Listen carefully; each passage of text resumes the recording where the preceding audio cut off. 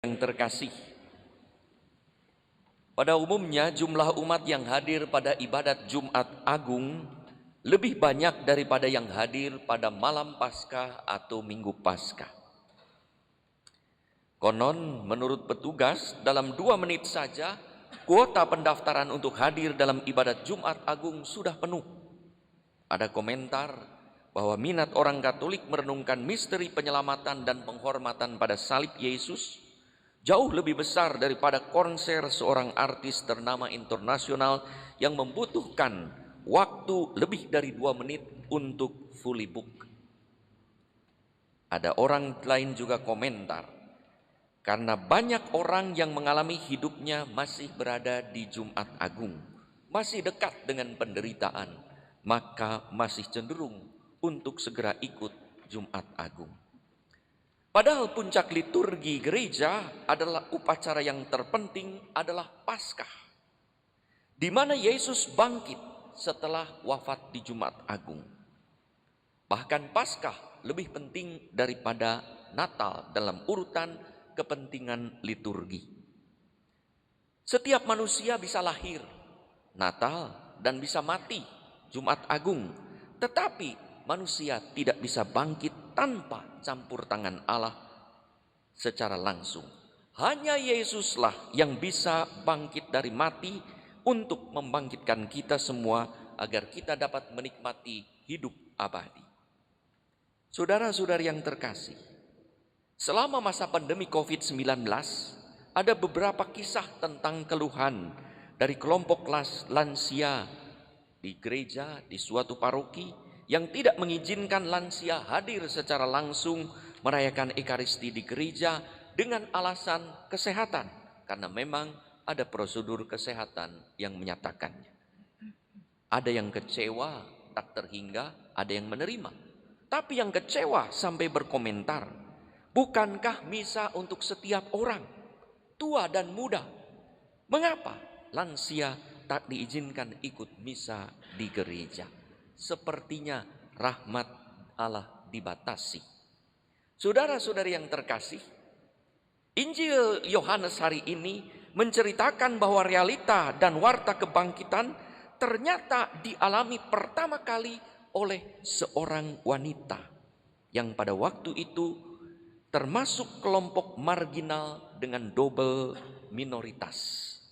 Dalam kebudayaan Yahudi, sebagai kaum yang tidak diperhitungkan pada zaman itu, bahkan Maria Magdalena adalah seorang yang telah dibebaskan dari 7 roh jahat. Itulah wanita yang pertama menjumpai kubur kosong sebagai bukti bahwa Yesus bangkit, walau ia masih berpikir bahwa tubuh Yesus diambil orang. Walau demikian, pengalaman kubur kosong yang mengingatkan akan sabda Yesus bahwa dalam Matius 20:15 Yesus pernah bersabda, "Sekarang," kata Yesus, "kita pergi ke Yerusalem dan Anak Manusia akan diserahkan kepada imam-imam kepala dan ahli-ahli Taurat, dan mereka akan menjatuhi dia hukuman mati. Dan mereka akan menyerahkan dia kepada bangsa-bangsa yang tidak mengenal Allah, supaya ia diolok-olok, disesah, disalibkan, dan pada hari ketiga ia akan dibangkitkan." Membuat Petrus dan Yohanes segera pergi bergegas ke kubur untuk menyaksikan secara langsung bahwa kubur telah kosong, yang merupakan tanda Yesus sudah bangkit. Jenazah Yesus adalah tubuh mati pada Jumat Agung. Tapi Yesus mengakhiri perkataannya pada peristiwa ia dibangkitkan pada hari ketiga, pada Minggu Paskah, di mana kubur telah kosong. Petrus masuk terlebih dahulu, memimpin kepada iman akan kebangkitan. Yohanes segera menyusul masuk dan percaya akan sabda Yesus yang menjadi kenyataan.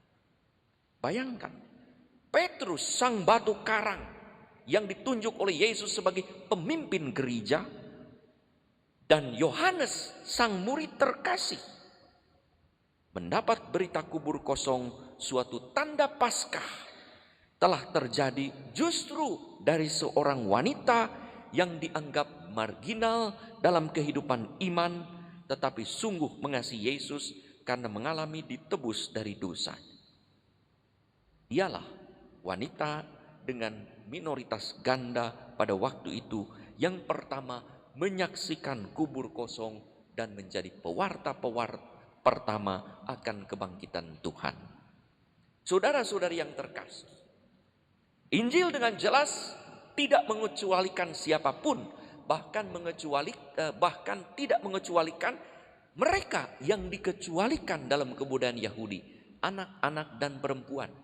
Maka ketika menghitung mujizat roti tidak termasuk anak-anak dan perempuan. Maka saudara-saudari yang terkasih, tak ada orang dikecualikan untuk menikmati rahmat kebangkitan. Tak seorang pun yang menjadi kelompok marginal dalam gereja untuk mengikuti perayaan Ekaristi yang merupakan liturgi kebangkitan Tuhan. Semua orang, tua dan muda, sederhana maupun kaya, sakit maupun sehat, siapa saja, bangsa apapun diundang untuk ikut berpartisipasi secara langsung dalam perayaan misteri kebangkitan. Kalau ada pedoman kesehatan untuk melindungi kaum lansia, jangan sampai perlindungan ini justru mencegah kaum lansia yang mau merayakan Ekaristi tak bisa menikmati rahmat Ekaristi.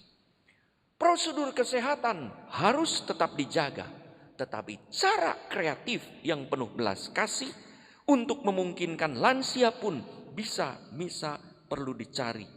Seperti yang diusahakan di gereja katedral ini. Lansia tidak bisa daftar secara online, HP pun sederhana, maka disediakan tempat di aula, Bahkan saya kemarin bicara dengan seorang pastor yang sudah tidak membuat lagi pendaftaran online, tetapi pendaftaran secara langsung, hanya mencatat, memberikan namanya, lalu anak-anak, lansia, wanita hamil, dan orang-orang tertentu dikhususkan supaya dilindungi kesehatannya, dijaga dengan prosedur yang lebih ketat. Tetapi rahmat Ekaristi tetap dialami atau tetap diterima.